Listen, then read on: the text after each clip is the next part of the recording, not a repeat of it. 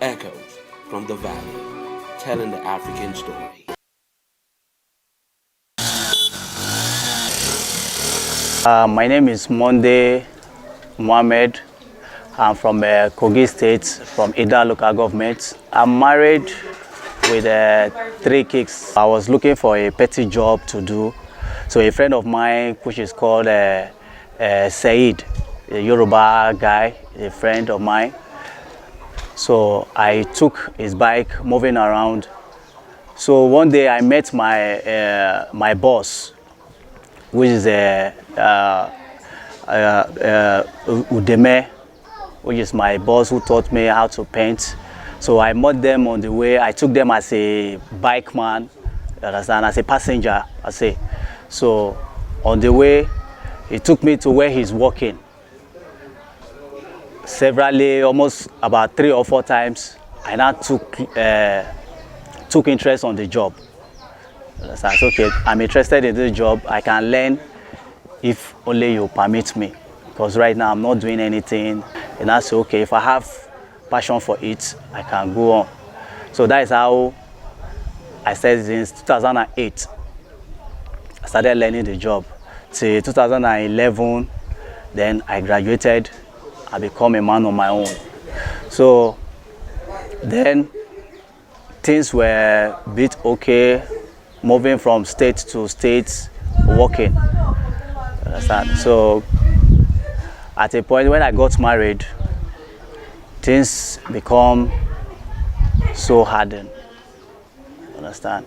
Instead me to sit at home, I said, okay, now that I have a bike, I have experience on bike, why not go into high purchase so that I can get something from there for my family? Because there's nobody to help, no family, nobody. So I decided to go on bike for now. Right now, my family is not with me.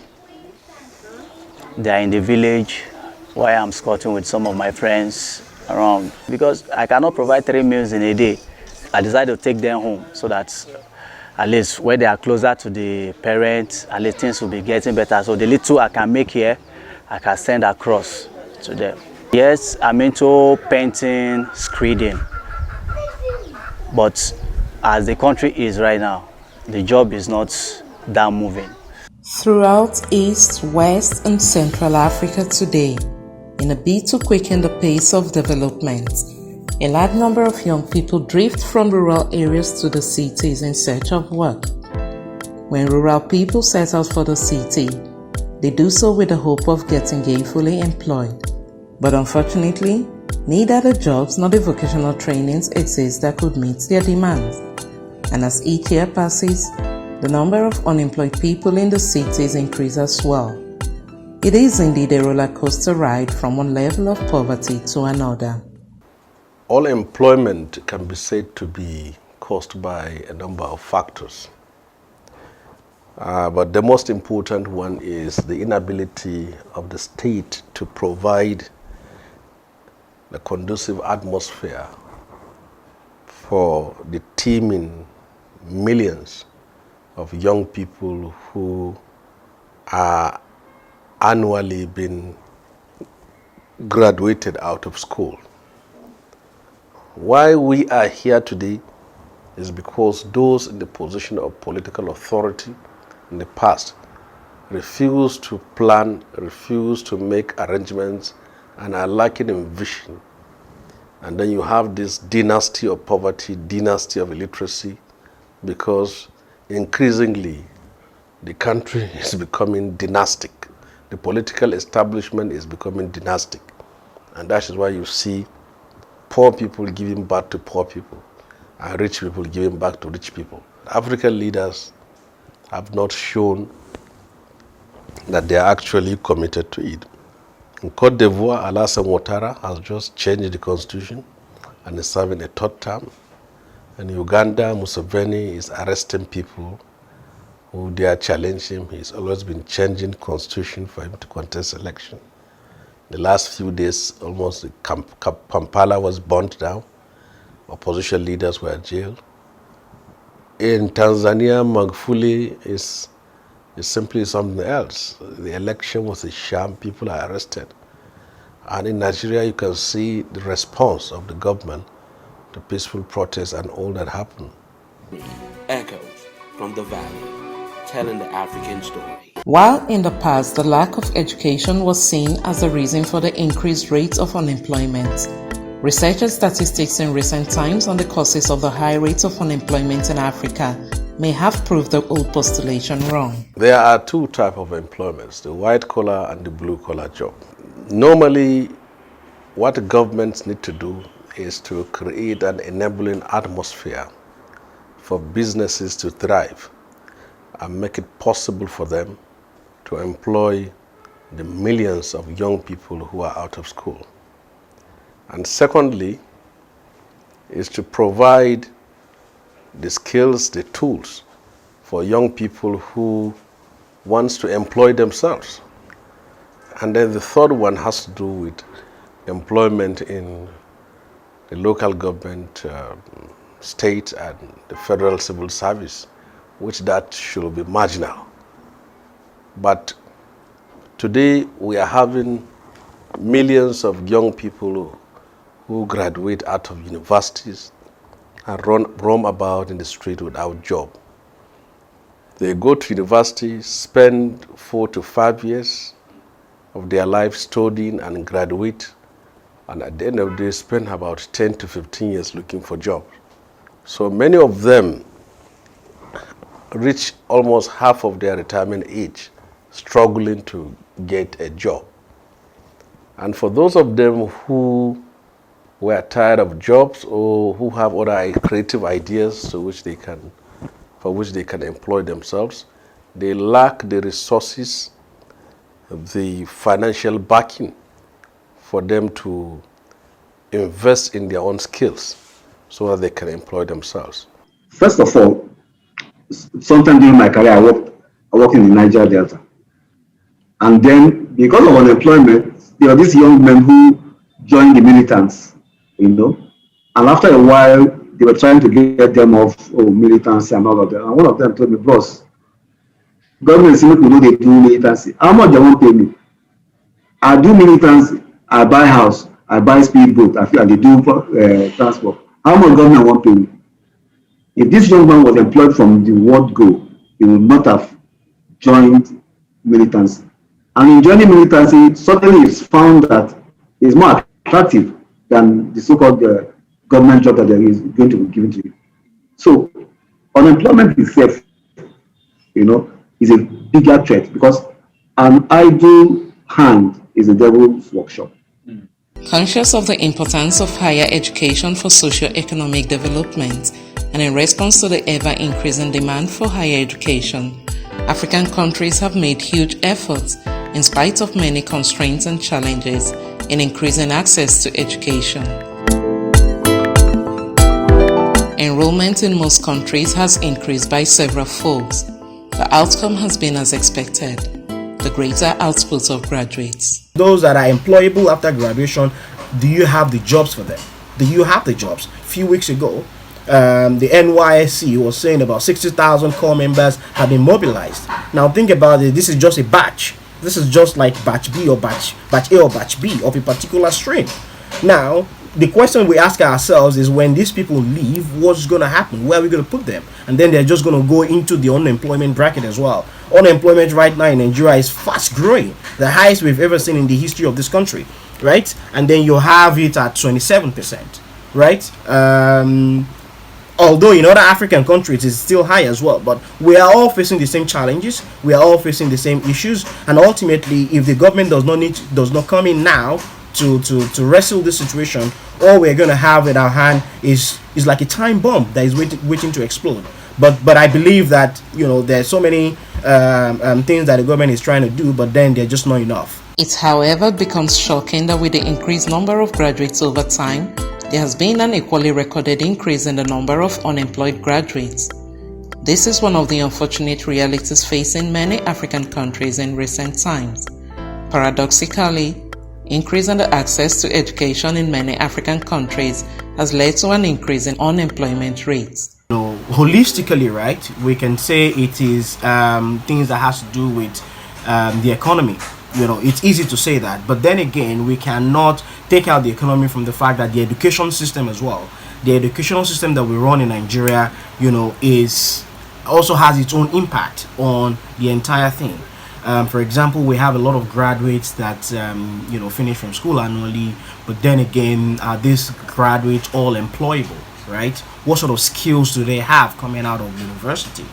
And it's not their fault that they are not employable. It is because of the nature of our educational system.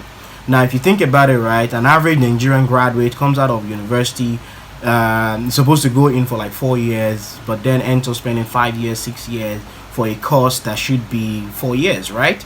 Perhaps the young person went into university at the age of 20. Echoes from the Valley, telling the African story. Of Africa's nearly 420 million youths aged 15 to 35, 1/3 are unemployed and discouraged, another third are vulnerably employed, and only 1 in 6 is in wage employment. Fewer jobs. There are fewer jobs compared to the population growth. The population growth in Nigeria, for example, is growing by about 3% annually, right? And if population is growing as much, you need to have the economy growing in commensurate with that. But the economy in Nigeria is growing at a very negative growth rate. Right now in Nigeria, it is projected that, you know, IMF is projecting that a negative, you know, 5% or 4% growth we're going to have in 2020. But that is also culminated in all of the things that we've had, the challenges that we had in 2020, right? But then the growth that we have in the economy is not in line with the growth that you have in population. So the population is growing.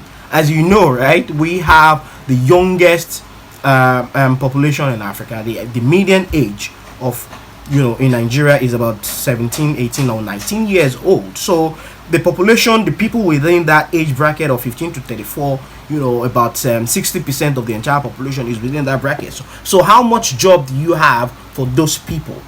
Okay, are you creating enough jobs for those people? Absolutely no.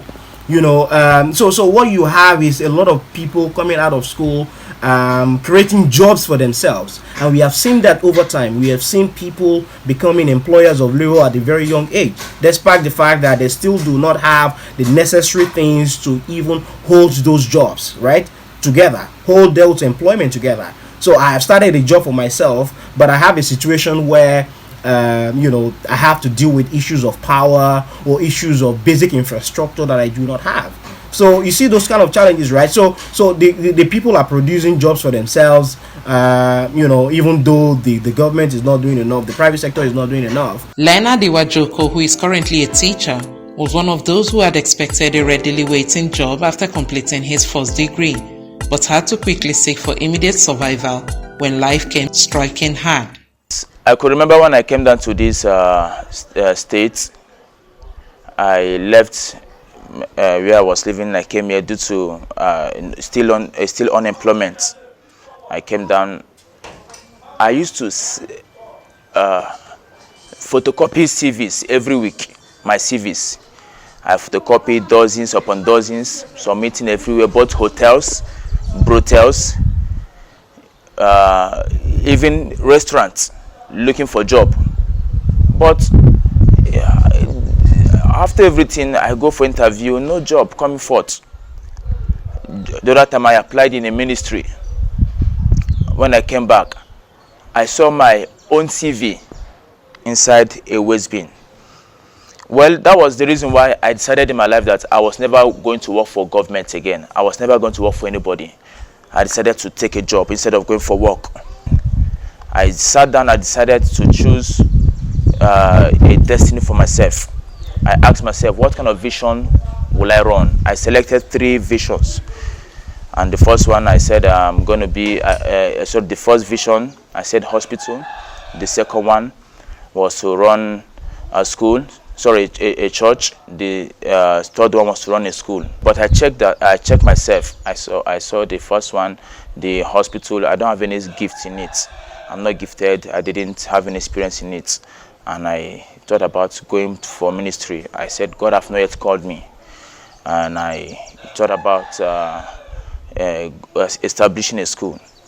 And I remembered that the gift of a man maketh way for him and place him before great men. I started from gathering students, children, tutoring them, and the parents were really excited about my teachings, and they were so encouraged, and they came encouraging me to establish a school.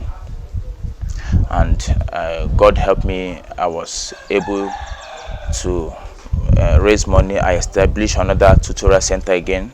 After then, I got a place. I began the school. The school that started in the year 2017. By 2019, we are over 243 pupils. I have over 243 pupils in my school, and it was as a result of my gifts that helped me located it. But after everything, although the school was later sold out, I went to Orange Market, that is Maraba. I started selling onions with my elder brother Richard Iwajoku. I sold the onions. I discovered that was not where my destiny lies. But I'm very sure that by God's grace, I will reach my destiny. Just like Leonard, a lot of African youths have been driven to the streets to hustle by way of self-employment in order to make ends meet. But the question is, what economic impact do such small-scale hustles have on the individuals and the country's economy? A lot of people coming out of school creating jobs for themselves, and we have seen that over time. We have seen people becoming employers of labor at a very young age, despite the fact that they still do not have the necessary things to even hold those jobs together, hold those employment together. So I have started a job for myself, but I have a situation where I have to deal with issues of power or issues of basic infrastructure that I do not have. So you see those kind of challenges, right? So the people are producing jobs for themselves, even though the government is not doing enough, the private sector is not doing enough. But these are the realities of our time now. Echoes from the Valley, telling the African story. Yet another puzzling discovery is the fact that some highly educated people go as low as downgrading their qualifications in order to escape unemployment. To this effect, it is safe to say that in Africa, many graduate workers are underemployed. My name is Nkoka Mary Ann Oluchukwu. I studied educational management and policy, health education. I suppose be at least educational manager, being the school principal or HM. But because the way the country is, to get it is not an easy thing. So I've been managing with some private school owners. And you know how the country is, working under private and as a graduate, it's not an easy task. As in, what they're just giving us there is just a token to manage life. The thing doesn't take us anywhere. It's not easy at all. Maybe you will work at the end of the month, they'll be telling you cock and bull story, no money, and there is nothing you can do other than to exercise patience. And maybe you will work for 3 months and you receive a salary of 2 months. Then the remaining months, they will keep promising you. Maybe along the line, you will not even see anything again. So life in this country is not easy. In the education sector, how they pay teachers is very poor. Even in higher institutions, the lecturers, when you look at their pay, you see that their pay is very poor. And it's even discouraging so many people in going through education. Because I remember when I was in primary school, I keep saying it that I want to be a lecturer. But at a time, when I was in higher institution, you will see lecturers being on strike. I was like, teachers, they are trying. This person is a doctor, this person is a lawyer, is a work of a teacher. So, to compare what they are doing to teachers here and outside the country is quite discouraging. I will not leave. I was trained in this country and we still have younger ones following us. I still want to be among the one to nurture them, to become, at least it was somebody that nurtured me. I would like to be in my country to nurture the younger ones following us. Echoes from the Valley, telling the African story.